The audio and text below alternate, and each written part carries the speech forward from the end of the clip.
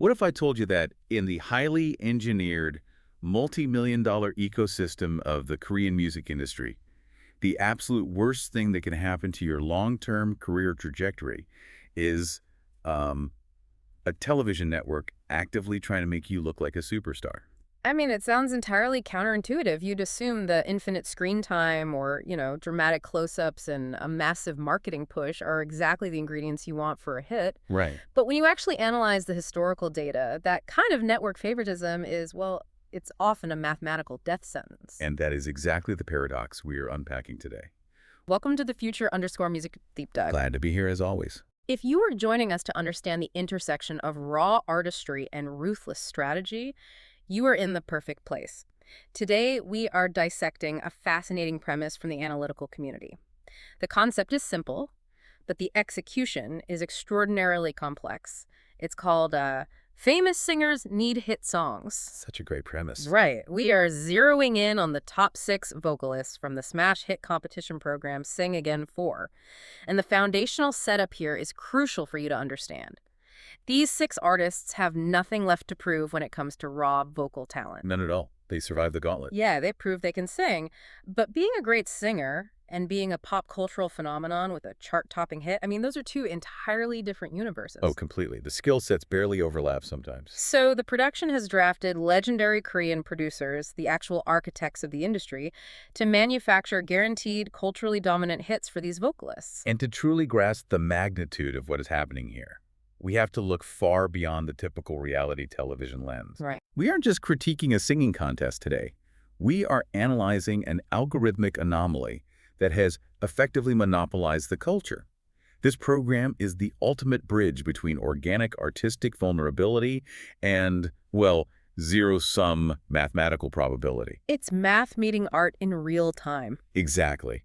So we're going to examine the sun-drenched acoustic guitars, the live crowds, and the genuine laughter, and then we are going to tear the floorboards up. I love when we tear the floorboards up. We have to. The models that calculate the exact decimal point worth of a single fan's cheer. But before we can even touch those spreadsheets, we really have to establish the baseline of human behavior. Which is so important. Because if you do not understand how these artists interact with their fans in a completely unscripted, highly vulnerable, real-world environment, the data we are going to look at later will mean absolutely nothing to you. It'll just be numbers in a vacuum. Exactly, just numbers. So to find that human baseline, we have to talk about the outdoor busking event at the Seoul Battleship Park. Setting the scene at Battleship Park requires understanding the profound stakes involved for these artists. Because an outdoor busking event in the K-pop and K-indie ecosystem is not just a casual jam session. No, it's a proving ground. A highly scrutinized proving ground. It strips away the massive studio lighting, the auto-tune, the elaborate stage design, and forces the artist to rely entirely on their intrinsic charisma. Just them and the crowd. Right. And to truly understand the emotional weight of this specific event, we have to talk about the meteorology of the afternoon. This wasn't just a concert. It was a tale of 2 entirely different climates. The context here is brutal. I mean, their very first attempt to hold this busking event was a complete, unmitigated disaster purely because of the weather. First, absolute chaos. We are talking about an environment where hundreds of fans had gathered, sitting on the concrete. The anticipation was electric. You really have to picture the dedication of this crowd. The emotional profile of the audience is vital here. We are not talking about passing tourists. Right, these are the hardcore fans. Yes. We heard accounts of a high school student who literally sprinted from a subway station to the park because she couldn't afford premium concert tickets. And this free busking event was her only chance to see these artists. Oh, wow, that's intense. And there was a corporate employee who spent an hour begging his team leader for a half-day off work, risking professional capital just to sit on a plastic mat. There was a mother cradling a young infant in the crowd. That is dedication. It is.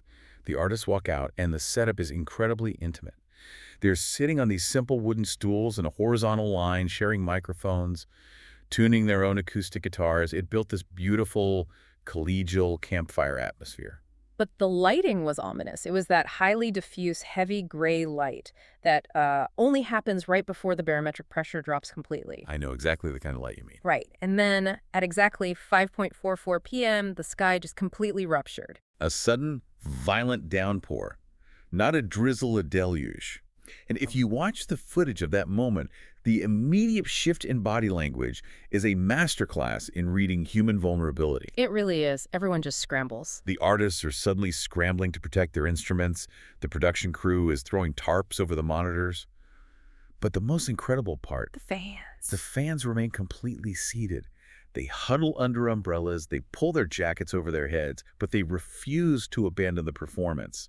They are getting absolutely soaked, but their physical stillness communicates this profound dedication to the singers. And that is where the barrier between celebrity and civilian completely dissolves. Exactly. Because the performers are visibly distressed, but their frustration isn't about their ruined hair or makeup. They're genuinely terrified that their fans are going to get sick. It's pure empathy. They are leaning into the microphones, apologizing profusely, begging the crowd to go home, take warm showers, and drink hot tea so they don't catch a cold.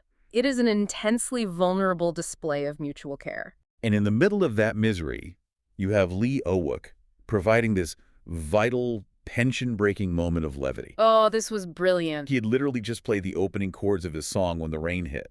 The timing was almost comically tragic.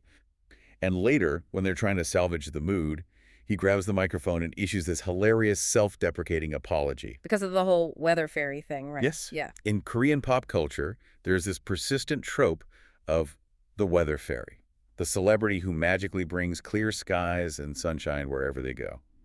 Lee Owook completely rejects the title. He leans into the opposite. He looks at the soaked crowd and declares, "I am not a fairy, I am Lee Owook." He essentially claims the title of a weather monster, apologizing for bringing a curse upon the park. It is a brilliant psychological pivot. I mean, from an analytical standpoint, by turning himself into the punchline, he diffuses the immense stress of a failed production. He takes the heat off everyone. Exactly. He takes the emotional burden off the disappointed fans and places it squarely on his own shoulders through humor. But more importantly, that washed-out afternoon sets the stage for a massive emotional payoff. Because they don't give up. Right. The production doesn't cancel the event entirely. They reset. They wait for a different day. And the contrast could not be more cinematic. The second attempt takes place under a flawlessly crisp, brilliantly clear sky. The park is completely sun-drenched. The mood is completely revitalized. It's like night and day. Literally. And when Sadhu steps up to the microphone and looks out into this massive crowd, he doesn't just say hello. He asks a highly strategic, deeply emotional question. He asks, are there any fans who came last time too? And a massive portion of the crowd raises their hands. They do. And how Sadhu addresses them is the key to understanding the entire dynamic of the show. He points to them and identifies them as the Yuripa. The loyalty faction. Yes, the loyalty faction. This isn't just a throwaway comment. In Korean culture, the concept of enduring loyalty, of standing by someone through hardship, is a foundational social pillar. They aren't just casual listeners anymore. Exactly. These fans are not fair-weather consumers. They endured the freezing downpour, and they returned to validate the sunlight. By acknowledging them as the Yuripa, Sadhu establishes a baseline of deep, unshakable mutual respect. He elevates them from mere spectators to essential participants in the performance before a single chord is even struck. Which sets the perfect, incredibly warm stage for the subunits to step up. And I really want to dig into the mechanics of the Samcheong dynamic here. Probably fascinating. Because when you look at the strategic branding and the emotional profile of this specific Trio Dorado, Q-Ri, and Kim Jae-min is just structurally brilliant. The O4Z's subunit. This is a fascinating study in organic branding colliding with cultural sociology. All three of these fiercely talented vocalists happen to be born in the year 2004. Which means a lot more than it sounds. So much more.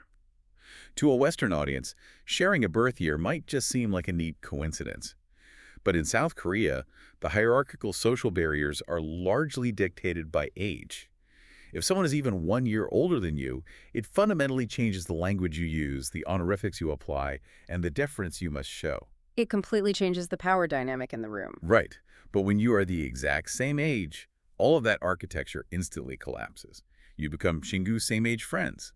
It unlocks a level of relaxed, comfortable, and highly playful banter that is incredibly rare to see on a competitive broadcast. And they leaned right into that advantage. I mean, they named themselves Samcheong, which brilliantly translates to three monkeys, a direct punny reference to their shared zodiac sign. It's so clever. It really is. It isn't a highly produced, focus-grouped corporate moniker. It sounds like something three high school friends came up with in a group chat at midnight. It is the perfect vehicle to market themselves to the younger, highly active Gen Z demographic. You can see the dividends of that branding in their nonverbal communication, too. They aren't just standing next to each other, they are orbiting each other. Yeah, their energy is totally synchronized. They have these coordinated, slightly messy hand signals to count off their introduction. They share entirely unscripted glances. They're constantly holding back laughter. And their choice of repertoire perfectly encapsulates this. The Lee Youngji track. Yes. They perform Lee Youngji's track, Small Girl. It is the ultimate high teen anthem. It's bright, vibrant, slightly rebellious, and unapologetically fun. They transform the serious, competitive atmosphere of the Battleship Park into a high school talent show in the best possible way. I mean, I see the charm. I really do. But as the analyst here, I have to challenge this narrative of pure, unadulterated innocence. Oh, here we go. Let's look at the actual mechanics of what is happening on that stage. I watch Kyrie lean into the microphone and publicly tease Kim Jae-min, calling him a flirting master because of how he is smiling at the front row. It was a very funny moment. It was. They are engaging in this rapid-fire, highly witty banter. But we cannot forget that these three individuals are keenly aware that they are being filmed by a dozen high-definition cameras. Oh, of course. They know this footage is going to be edited into a national television broadcast. They know they are ultimately competing against each other for a hit song. Are we really supposed to believe this is just natural chemistry, or are we witnessing a masterclass in highly calculated, highly rehearsed stage presence? It is a fair skepticism. I mean, the tension between the genuine person and the constructed persona is the central engine of all reality television. Exactly. It's the core of the whole thing. But I would argue that true foundational chemistry cannot be entirely faked once you introduce the unpredictable variable of a live, unmic'd audience. You can script banter in a green room, but you cannot script a crowd's reaction. The call and response variable? Exactly that. Take Dorado's solo performance during that same busking event. She chooses to perform Jasmine by DPR Live. Great track. Now, DPR Live's music is heavily reliant on a very specific, laid-back, yet technically complex hip-hop groove.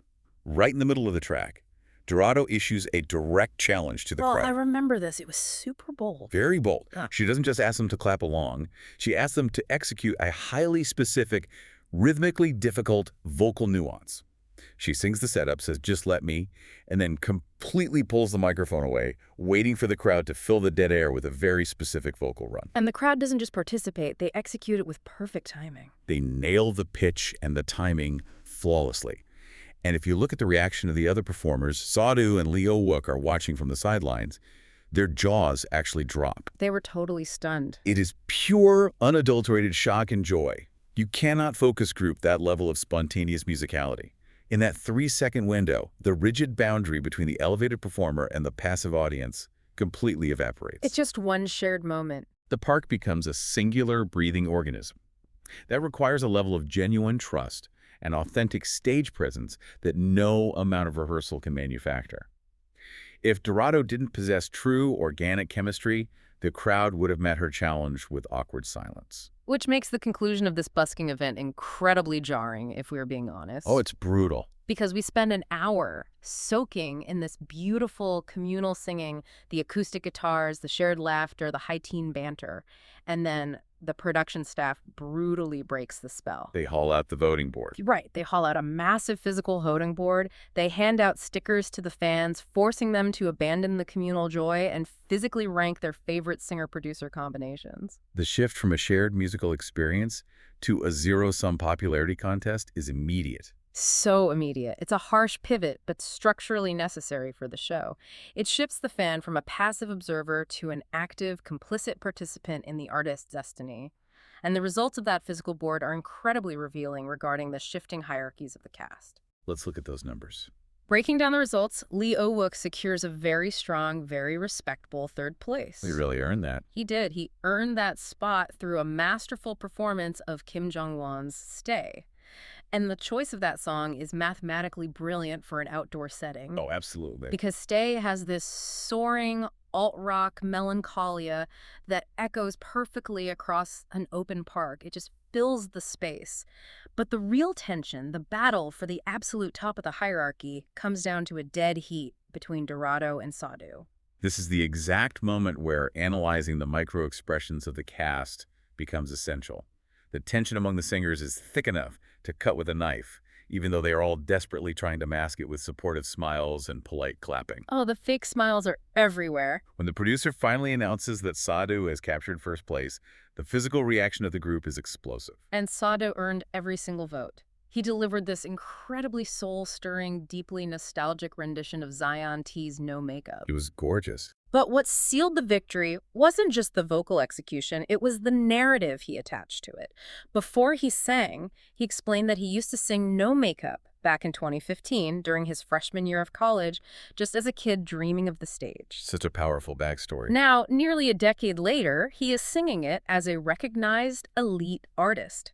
He imbued a relatively bright R&B track with this deep, resonant, that specific Korean cultural concept of a melancholic, wistful atmosphere. It gave everyone chills. He layered his own decade of struggle over the lyrics, and it completely hypnotized the crowd.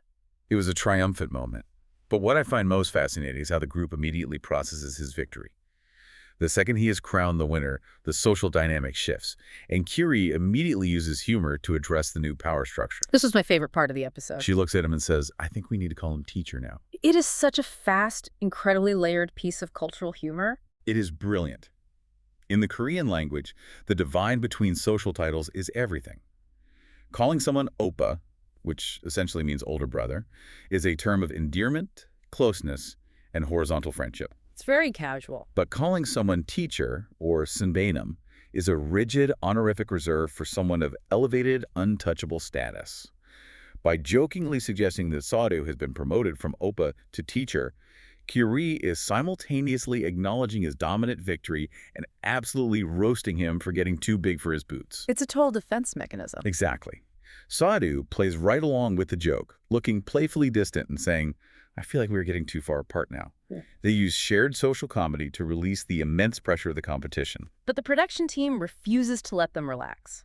Right as the laughter peaks, the producer holding the main camera mischievously interrupts the celebration. The timing is so evil. He looks at the cast and says, "Wait, since you are all in such a fantastic mood, should we just go ahead and announce the final overall algorithmic rankings right now?" The sheer, unadulterated panic that washes over the cast is incredible. It is a comedic scramble. Sadhu literally throws his hands up and yells, "Someone stop him."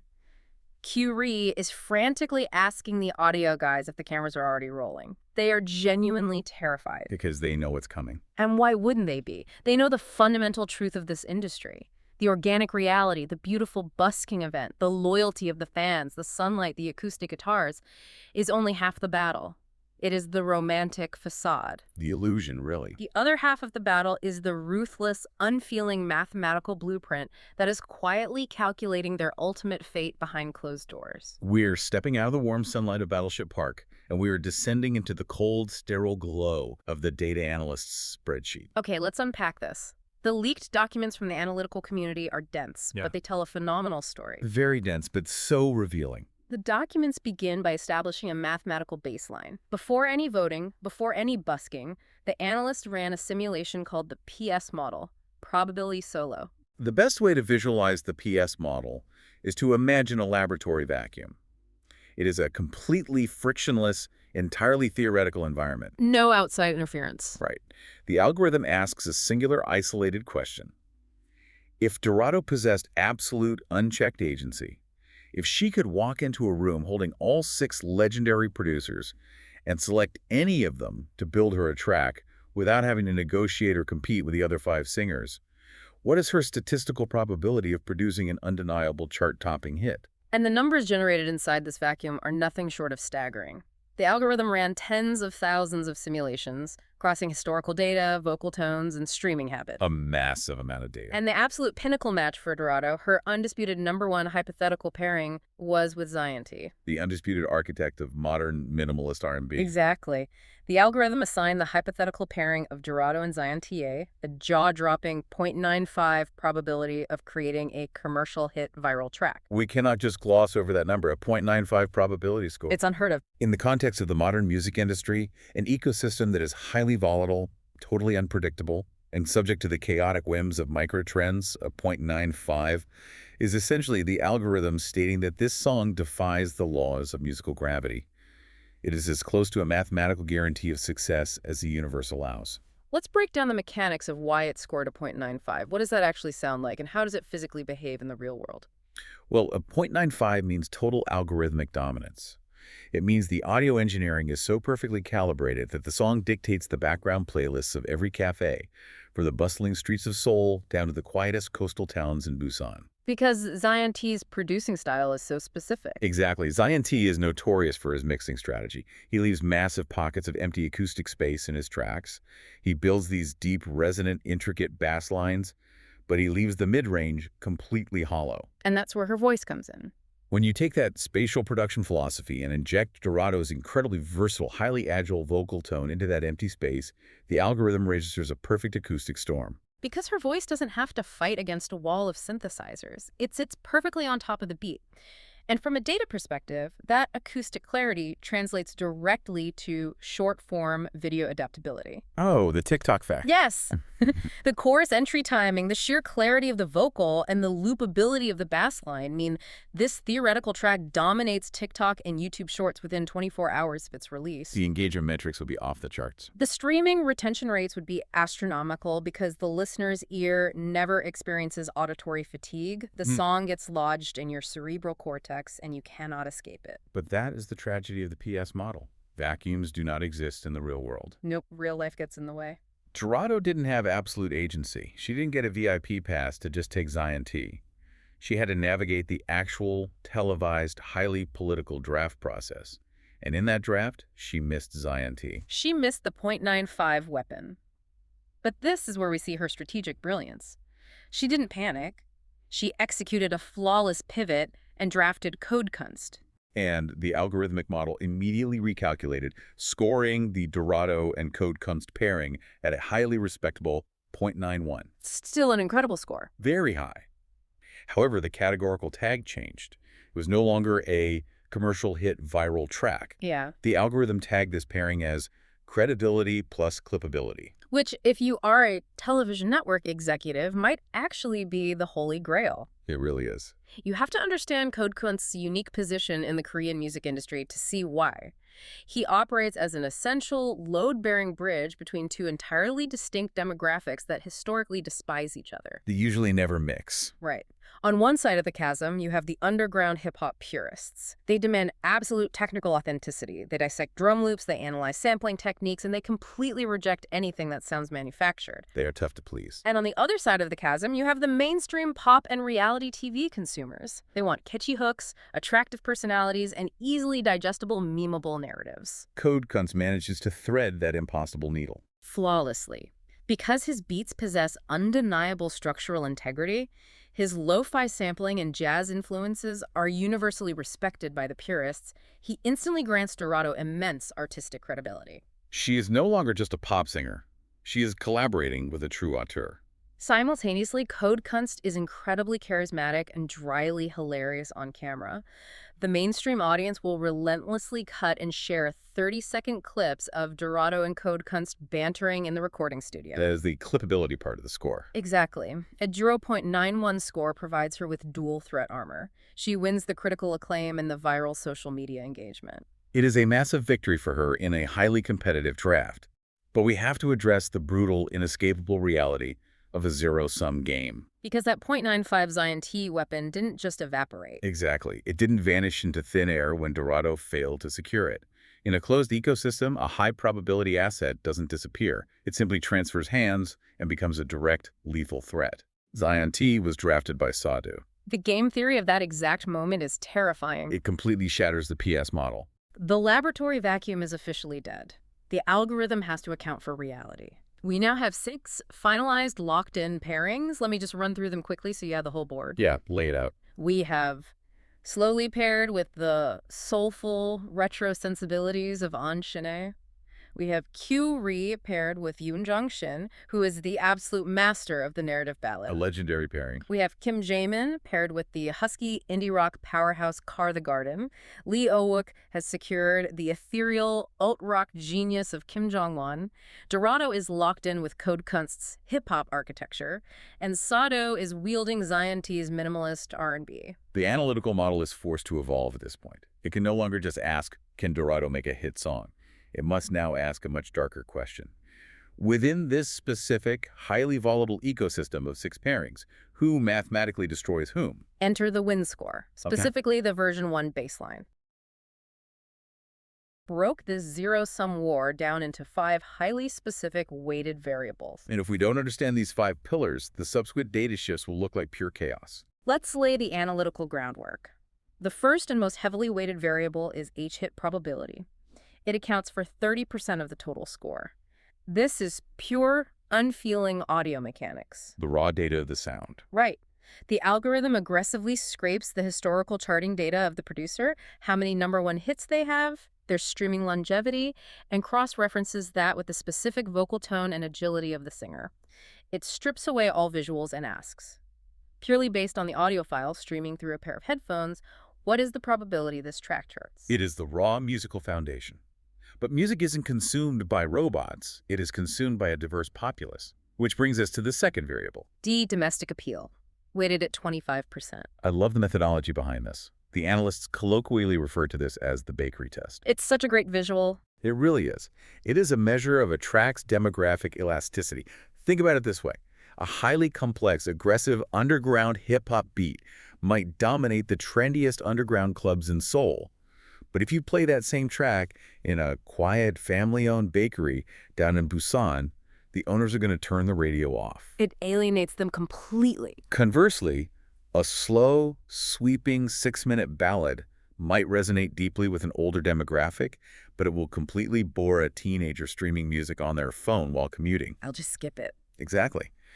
Domestic appeal measures how seamlessly a track permeates across entirely different age groups, geographic locations, and social settings without facing active resistance. Can the song exist everywhere simultaneously? Which leads us to the physical manifestation of the music. Variable 3 is P performance, weighted at 20%. Because no matter how pristine the audio file is, this entire competition culminates in massive, visually dynamic live stage performances. You have to be able to sell it live. This variable calculates a singer's ability to translate the intimate, controlled environment of the recording booth into commanding a massive arena. Do they possess the physical stage presence to elevate the track? And then we hit the variable that usually makes purists incredibly angry. I am one of those purists, and I'm still struggling to accept this. Variable 4 is N narrative. It is weighted at a staggering 15%. 15% is huge. It is. This is the metric for network interference and storytelling. Let's pause and look at the absolute absurdity of this.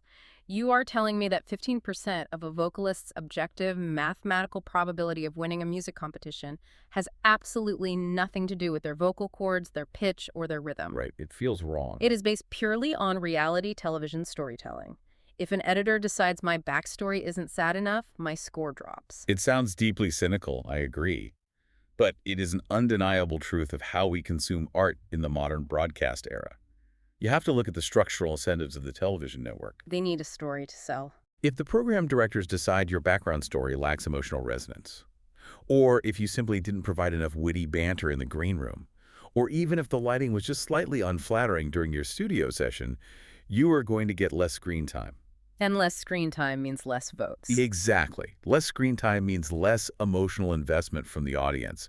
Your W score suffers a severe, quantifiable penalty before you even step up to the microphone. It feels like mathematical violence against the concept of pure art. It does, but paradoxically, understanding this variable actually increases our appreciation of the raw talent. It helps us navigate the whole thing without getting frustrated. How so? When you learn to separate the sheer, undeniable talent of the voice from the manipulative, highly calculated angle of the camera, you reduce the friction of trying to understand why certain artists inexplicably win or lose on television. You realize they're fighting a two-front war. That makes a lot of sense, actually. They are competing against the other singers vocally, yes, but they're also actively competing for the editor's favor. Okay, the final piece of the formula is variable 5, U uniqueness, weighted at 10%. This acts as the algorithm's reward system for sonic bravery.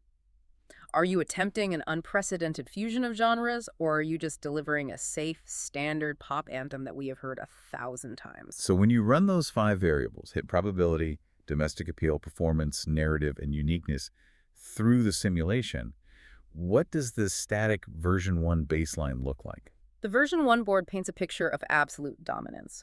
Dorado and CODE KUNST sit at the very top with a staggering .856. They hold a massive, seemingly insurmountable lead. Untouchable. Curie and Shin are sitting in second place at .801, heavily buoyed by Shin's historical domestic appeal. Sadhu and Zion T are trailing significantly at .774. And way down at the bottom, occupying dead last, are Kim Jimin and Car the Garden at .634. If you only looked at that version 1 board, you would conclude that the competition is effectively a coronation. Dorado is mathematically untouchable, but that calculation is entirely static. It assumes the environment will not change. And television is the most dynamic, volatile environment on Earth. Here's where the data shifts from fascinating to genuinely terrifying. The transition from the version 1 baseline to the version 2 calculation requires us to look at how the show's editors physically altered the mathematical probability of success. Just by releasing a trailer. Exactly. By releasing a single 2-minute promotional teaser trailer. We are entering the blast radius of the teaser bomb. The teaser bomb. Here's where it gets really interesting. The editors didn't just use this trailer to advertise the upcoming episodes. They weaponized the footage to actively manufacture a hero. They executed a classic post-production technique that the analytical document refers to as the mystery reveal edit. Walk us through that, because it's wild. This is textbook K-variety editorial manipulation, and it is executed with surgical precision. In the opening sequence of the trailer, the camera pans across the room. Every single competitor is shown standing next to their chosen producer in wide, fully lit, easily digestible shots. You see everyone clearly. The visual information is freely given. You see Curie with Shin. You see Slowly with Shine. But when the sequence reaches Dorado, the editors aggressively restrict the visual information. They blur it out. They use a tight camera angle, and they actively blur CODE KUNST's face. They manufacture artificial visual suspense exclusively for her storyline. They are telling the audience, her partnership is a secret you must wait to discover, elevating her importance above the rest of the cast. But the mystery blur was just the appetizer. The absolute masterstroke of the trailer was a moment the analysts dub the peak. Yes, the peak. The peak is a highly engineered, deeply isolated 3-second clip of Dorado standing in the doorframe of a recording studio. She looks directly down the barrel of the camera lens, and she executes this slightly nervous, incredibly endearing little shoulder shrug. Just a tiny movement. Right. To the casual viewer sitting at home, it looks like a completely organic, spontaneous moment of raw, authentic charm.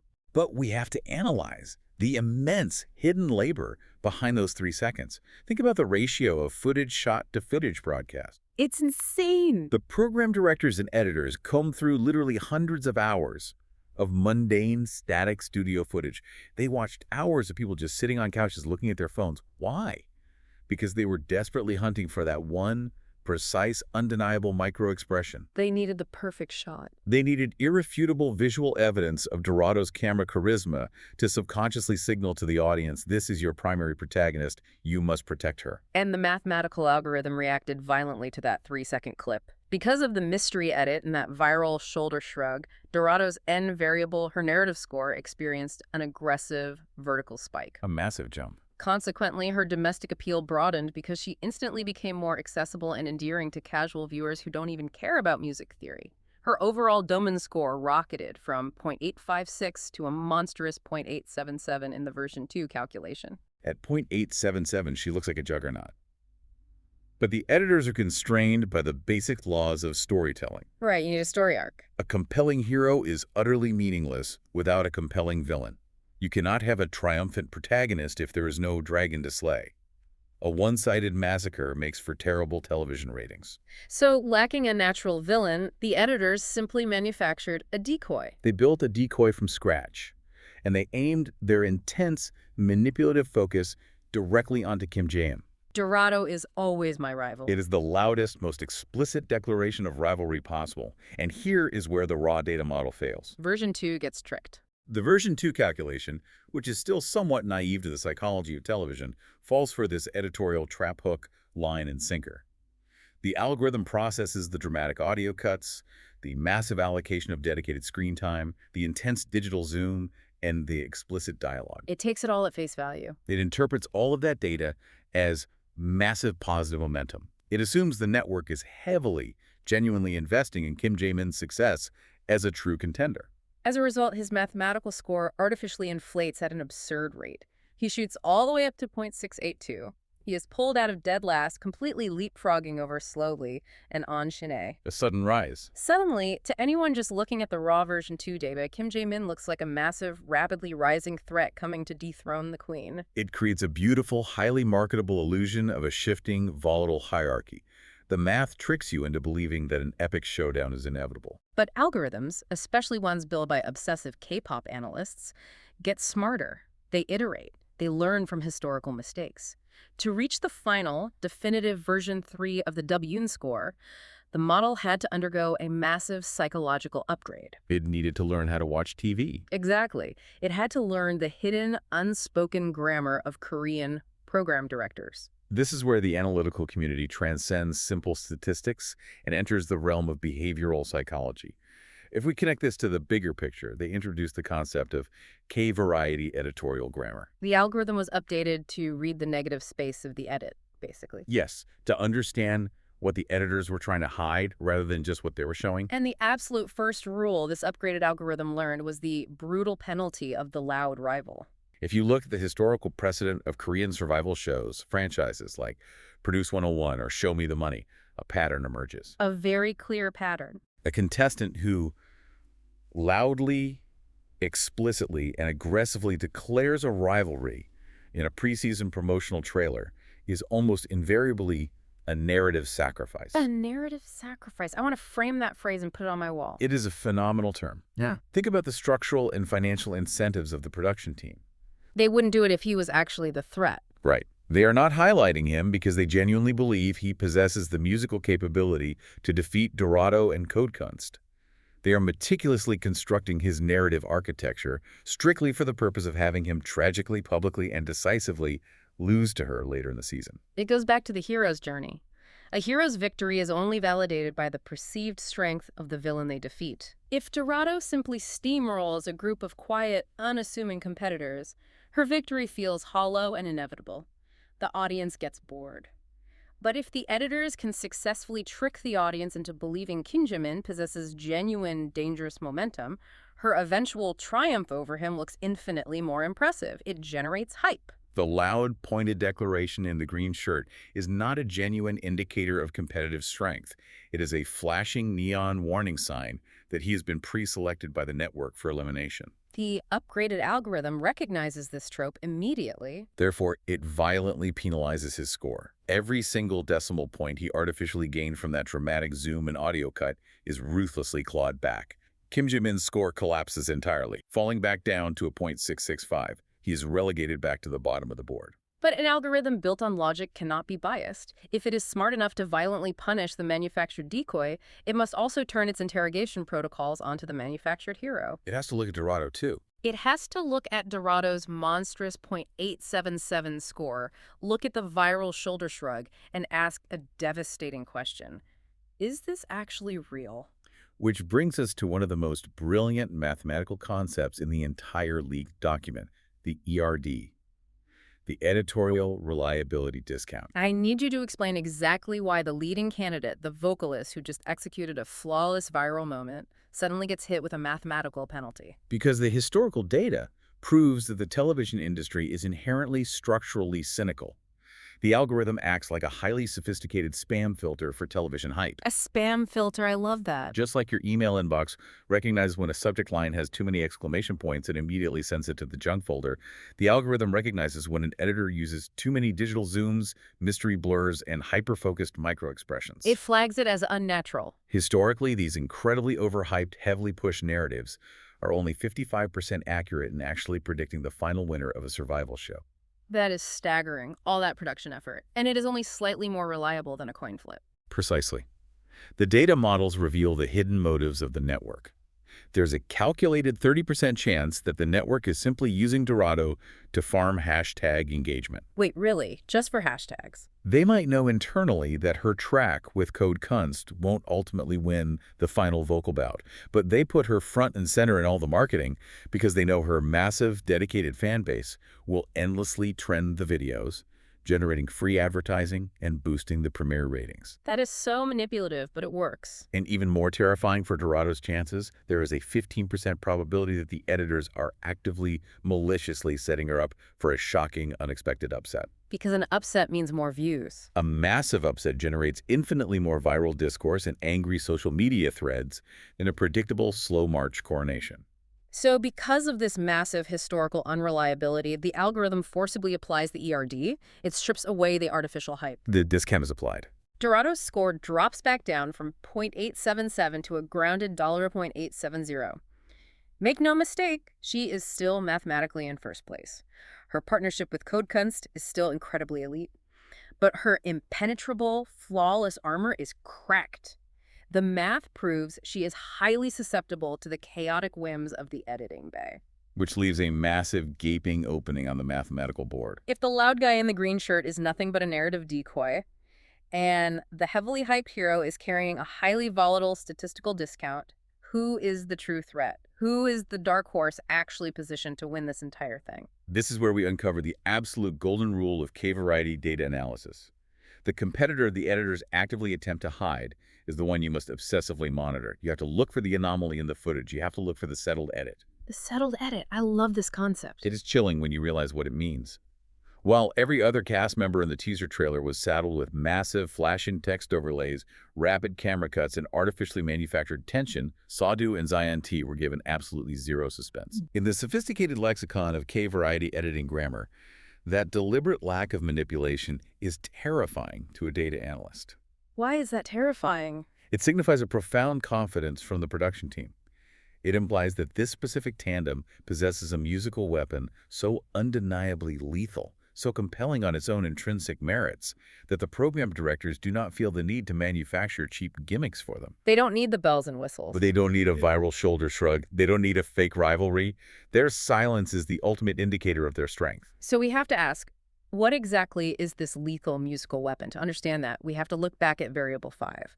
We have to look at the massive spike in their use score, their uniqueness variable. We touched on this earlier. The algorithm's reward system for genuine sonic experimentation. What Sadu and Zion T are attempting in that studio completely shatters all historical K-pop precedents.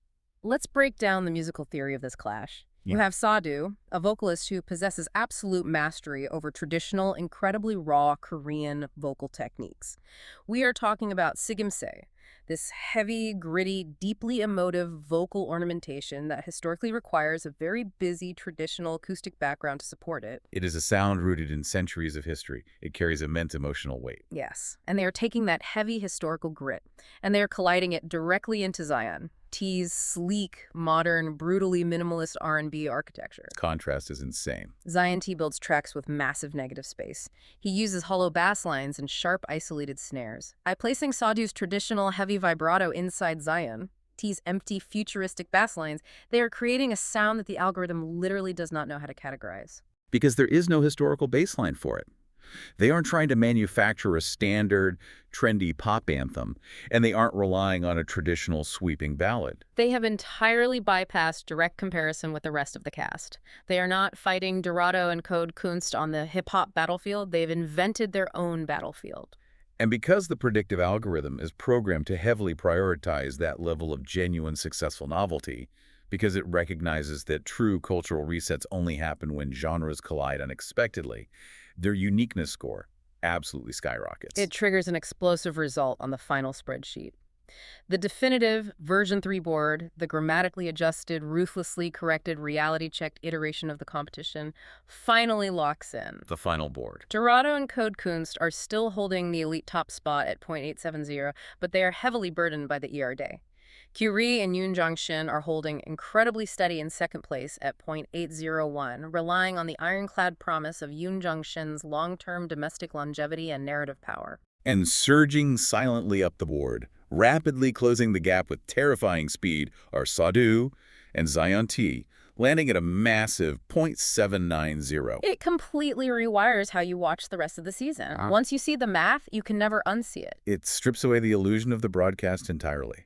You are no longer just watching a singing competition. You are watching a high-stakes game of algorithmic chess. Let's take a step back and look at the sheer distance we have covered today. We started this deep dive standing in the bright, crisp sunlight at the Seoul Battleship Park. It feels like a lifetime ago. It really does. We watched the Sam Chong-yi trio laugh and banter like high school friends. We heard the crowds beautifully sing along to an acoustic guitar in the open air. We felt the genuine, organic joy of a live human musical connection. The human element. And then we dragged all of that beautiful, messy humanity down into the cold, psychologically manipulated, hyper-calculated spreadsheets of the WINSCORE. This raises an important question, and it is a thought experiment I want you to genuinely consider long after this deep dive ends.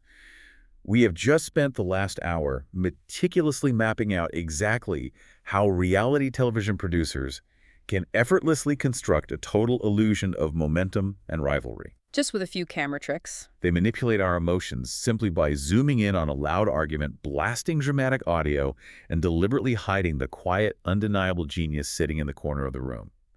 It is a formula that works flawlessly on television. But if they can hack our psychology so easily on a glowing screen, where else in your daily information diet are you falling for the exact same editorial trap? It is a phenomenal question. Think about the dynamics in your corporate office.